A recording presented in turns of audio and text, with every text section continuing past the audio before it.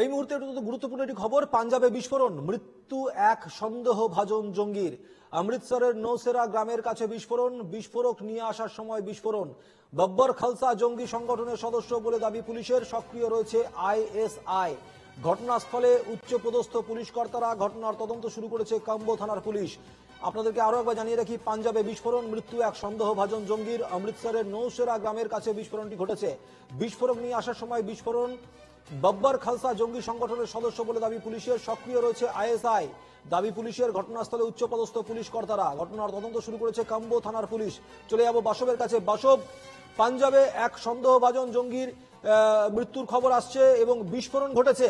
দীর্ঘদিন ধরে খালিস্তানপন্থীদের একটা রমরমা, তাদের বিভিন্নভাবে উৎপাত করা, বিভিন্নভাবে তাদের প্ররোচনা দেওয়া, এগুলো তো আমরা দেখেইছি। পাশাপাশি বব্বর খালসা জঙ্গি সংগঠনের সদস্য যার কথা বলা হচ্ছে, সে এই ঘটনায় পুরোপুরিভাবে যেটা জানা যাচ্ছে তার মৃত্যু হয়েছে।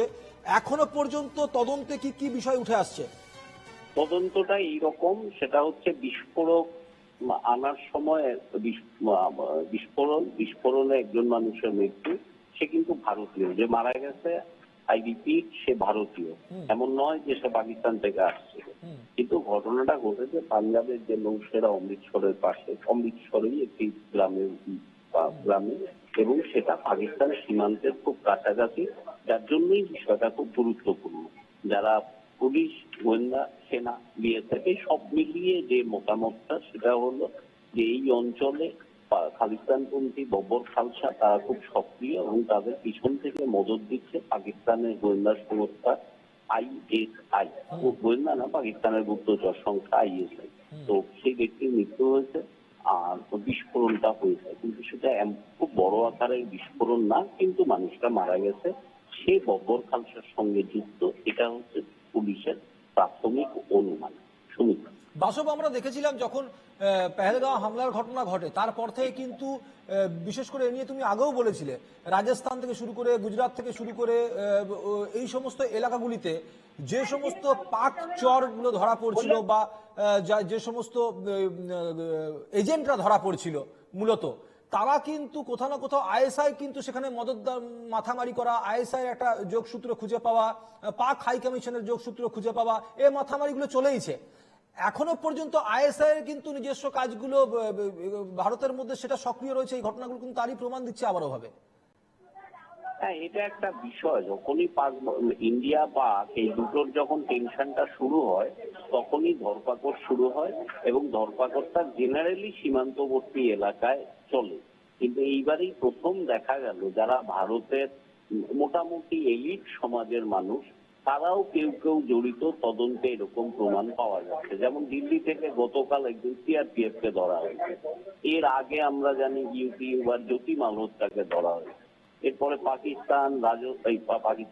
রাজস্থান, গুজরাট, পাঞ্জাব, এমনকি উত্তরপ্রদেশ, আর আমাদের বেঙ্গল তো রয়েছেই, সেটা অবশ্য বাংলাদেশের ক্ষেত্রে। এই সমস্তটা নিয়ে একটা নেটওয়ার্ক কিন্তু তৈরি করেছিল পাকিস্তান, এটা ধরে নেওয়া হচ্ছে।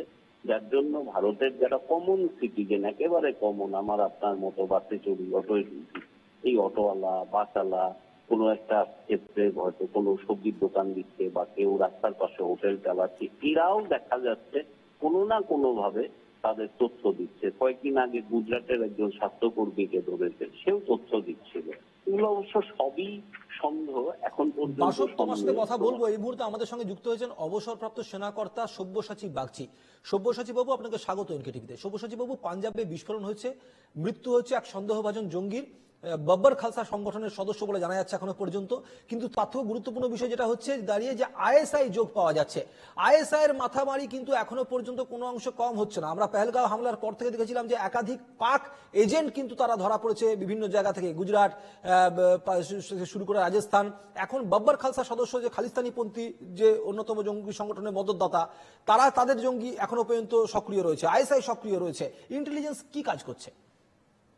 প্রশ্ন হচ্ছে, ইন্টেলিজেন্স কিন্তু ঠিকই কাজ করছে, ইন্টেলিজেন্সের কাছে সব খবরই আছে, কিন্তু কথা সেখানে নয়। কথা হচ্ছে যে এদের জাল গত কয়েক দশক ধরে এত এক্সটেন্সিভলি বিছিয়ে গেছে সারা ভারতবর্ষময়, যে সেগুলো কয়েক হাজার ছাড়িয়ে গেছে। আর খালিস্তানিরা, বব্বর খালসা, ইভেন কানাডার বুকে পর্যন্ত অ্যাটাক চালায়। কদিন আগে শিরোমণি আকালি দলের এক মানে জরুরি একজন ব্যক্তিকে তারা মেরে ফেলে, তার জন্য কয়েকজন অ্যারেস্ট হয়েছে।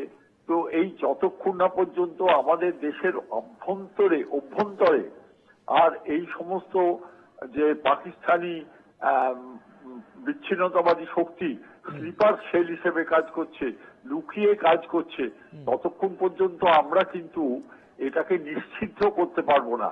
ইন্টেলিজেন্সের ফেলিওর এটা নয়, এটা হচ্ছে যে একটা ডেমোক্রেটিক রুল চলছে। স্টেটস তাদের আলাদা পুলিশ সেট আছে, তাদের আইবি সেট আছে, সেন্ট্রালের আছে। এগুলো কোঅর্ডিনেশন করে সেইভাবে করতে গেলে এই তো শুরু হলো অপারেশন টুর মাধ্যমে এই যে নো টলারেন্স বা জিরো টলারেন্স যে অ্যাপ্রোচ, এইটা তো শুরু হলো। এবার দেখুন আস্তে আস্তে সব জিনিস কিভাবে নেয়। নজরদারি কি আরো বাড়াতে হবে? হ্যাঁ, নজরদারি শুধু বাড়াতে হবে না, এর মাঝখানে যেমন ধরুন পশ্চিমবাংলায় কদিন আগে ফ্রেজারগঞ্জে কয়েকটা ড্রোন দেখা গেছে। এলো কোথা থেকে ড্রোনটা? হ্যাঁ, তো কথা হচ্ছে নজরদারি বাড়িয়ে আর ইমিডিয়েট যেরকম 9টা জায়গায় অ্যাকশন নেওয়া হয়েছে ওই রকম অ্যাকশন নিতে হবে। কাউকে না জানিয়ে অত্যন্ত সতর্কভাবে ইন্টেলিজেন্স সব আছে, সেই ইন্টেলিজেন্স মতো অ্যাকশন নিয়ে এগুলো করতে হবে, তবেই এর মানে রেজাল্ট পাওয়া যাবে। আমাদের দেশে কম বিচ্ছিন্নতাবাদী শক্তি নেই, আর সবই প্রো পাকিস্তানি। বেশ, ধন্যবাদ কর্নেল সব্যসাচী বাগচি, অবসরপ্রাপ্ত সেনা কর্তা, তখন ছিলেন আমাদের সঙ্গে। সঙ্গে ছিলেন আমার প্রতিনিধি বাসব রায়। আমি ধন্যবাদ জানাবো বাসবকেই।